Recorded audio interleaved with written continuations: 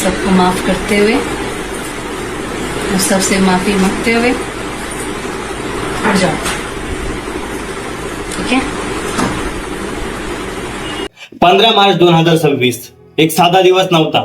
एका घरातून निघणारी ती विदाई एक सामान्य निरोप नव्हता.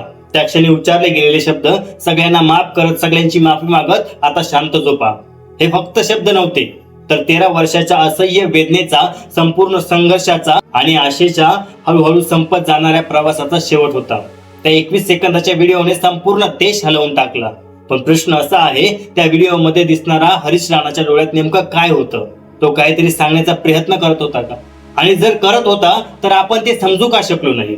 ही फक्त एका मुलाची कथा नाहीये, ही आहे एका कुटुंबाच्या सहनशक्तीची, न्याय व्यवस्थेच्या कठोर निर्णयाची आणि माणुसकीच्या मर्यादांची गोष्ट. कल्पना करा, एक शांत खोली, मध्यभागी एक बेड, त्या बेडवर पडलेला एक तरुण ज्याच्या शरीराची हालचाल नाही, पण डोळ्यात एक विचित्र बेचैनी आहे.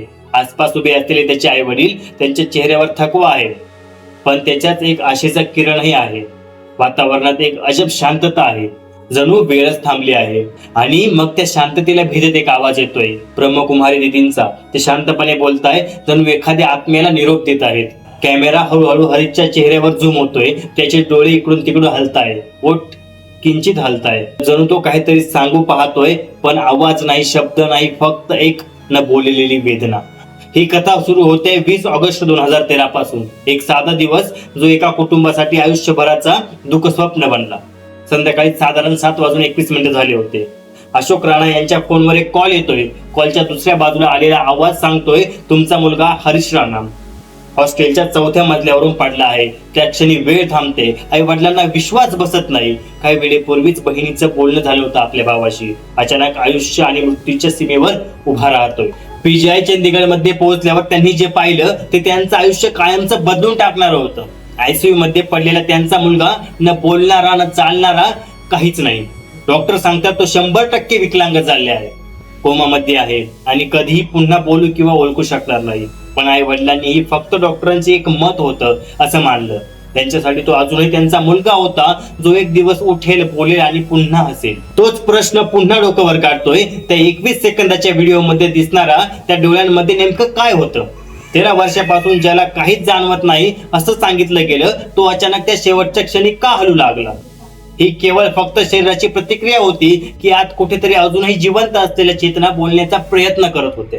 काळ पुढे सरकतो, हॉस्पिटल बदलतात, पीजीआय, एम्स, खासगी हॉस्पिटल, सरकारी हॉस्पिटल, लाखो रुपये खर्च होतात, घर विकलं जातं, आयुष्यभराची कमाई संपते, पण तरीही हरीश मध्ये काही बदल होत नाही. वर्षानुवर्ष जातात. ते 2013 पासून ते 2024 पर्यंत. आणि मग एक दिवस आई म्हणते, आता पुरे झालं, आपल्या मुलाला मुक्त करूया. हा तो क्षण होता जिथे प्रेम आणि वेदना यांच्यातील सीमा धुसर झाली.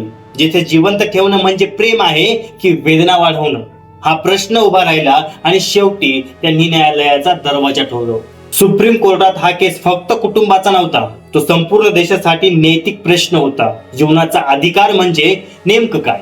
केवळ जिवंत राहणं की सन्मानाने जगणं? आणि जर सन्मानाने जगणं असेल तर सन्मानाने मरण्याचा अधिकारही असावा का? न्यायमूर्तींनी सर्व बाजू ऐकल्या. डॉक्टरांचे अहवाल, वकिलांचे युक्तिवाद, आई वडिलांचे वेदना, आणि शेवटी त्यांनी म्हटलं, संविधान कलम 21 अंतर्गत मिळणाऱ्या जीवनाच्या अधिकारात सन्मानाने जगण्याचा आणि मरण्याचाही अधिकार समाविष्ट आहे. हा निर्णय केवळ कायदेशीर नव्हता, तो मानवी संवेदनांचा निर्णय होता. 15 मार्च 2026 तो दिवस आला.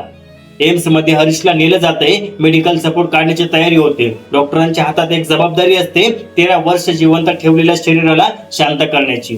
आई वडील शेवटचा निरोप घेतात आणि त्या क्षणी ते शब्द उच्चारले जातात, सगळ्यांना माफ करत, आता झोपा.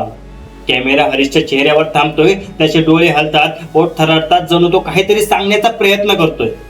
कदाचित धन्यवाद, कदाचित थांबा, किंवा कदाचित फक्त एक निरोप. ही कथा इथे संपत नाही, कारण हा प्रश्न अजूनही जिवंत आहे.